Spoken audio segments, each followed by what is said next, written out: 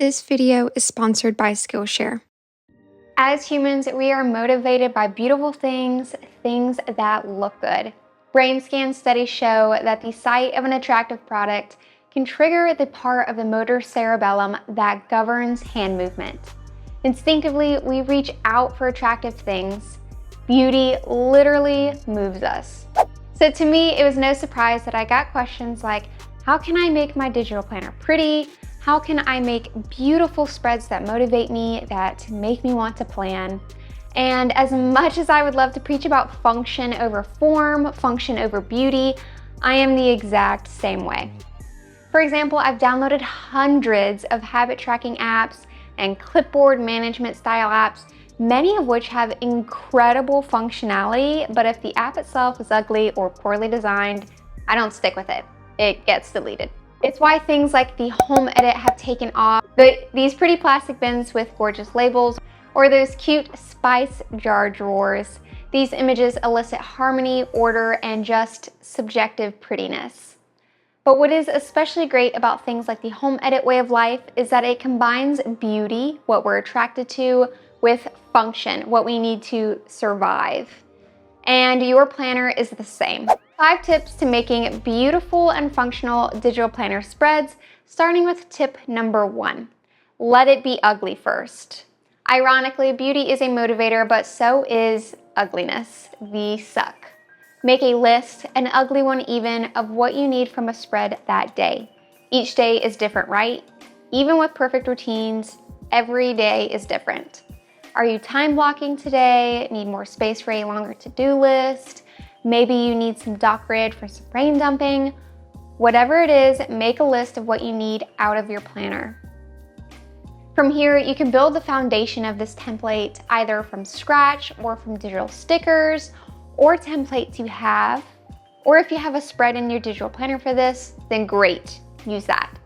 Sticking with our little home edit analogy here though, it's like looking at the absolute mess of your cleaning cabinet and assessing which bins or what organization you might need. Right now things are really ugly and really disorganized, but you're planning on how to plan to make it beautiful.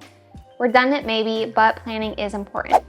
And so after you've made it ugly, got out what you need on paper, it's time to actually plan first and then decorate later, if you even want to decorate, which I'm sure you do if you've clicked on this video. With our digital planner, it's writing out our checklist for the day or making note of our meals.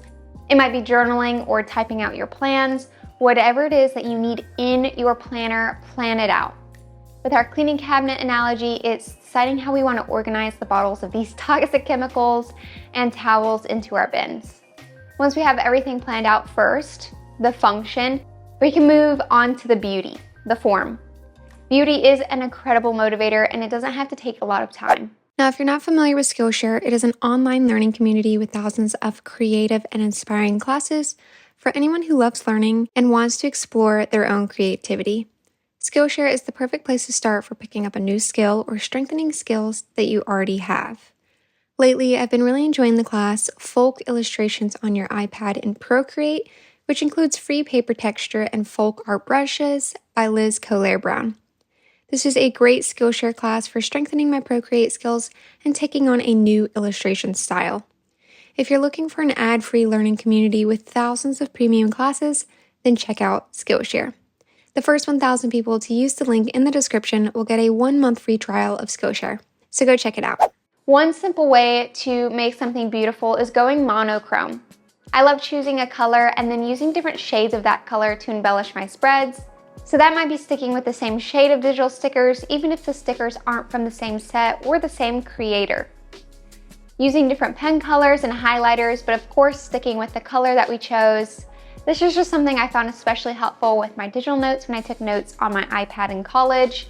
Each class or each unit within a class was a different color. So for example, the protein structure and function unit of my genetics lecture was red, and my gene expression unit was magenta.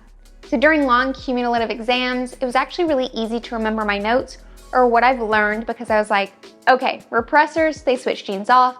That was marked in magenta. But feedback inhibition of enzymes, that was in red. So I know it should be this answer on my exam. And it's the exact same way with my digital planner. Alternatively, you could choose a theme. a couple colors that work well together, or more defined themes like Animal Crossing. Something you like or think is very beautiful. If you find sticking with a theme difficult, like I do, I normally just stick with monochrome or 2 to 3 colors, you can use themed sticker sets to make the decorating part a lot easier, since everything will already be cohesive and matched for you. My last tip for you is to don't forget to use what's already available to you. All good note-taking apps will have different pen tools and highlighters, and you can use these to embellish and make things pretty within your digital planner. It's what you likely use to make your paper planner pretty or draw your eye to very important things, and that same thing can be applied to your digital planner. Highlight the important stuff. You can do these easy little doodles around things. My go-tos are little stars and wiggly lines and marks. It doesn't have to be elaborate, but it's easy and it adds something pretty to your planner. And that was 5 tips to making beautiful and functional digital planner spreads. I'm more likely to use something, to like something, and to want to do it again if it looks good and made me feel good doing it. Thanks for watching, friend, and if you enjoyed, I make videos like this one weekly, so don't forget to subscribe if you don't want to miss a video from me. Bye!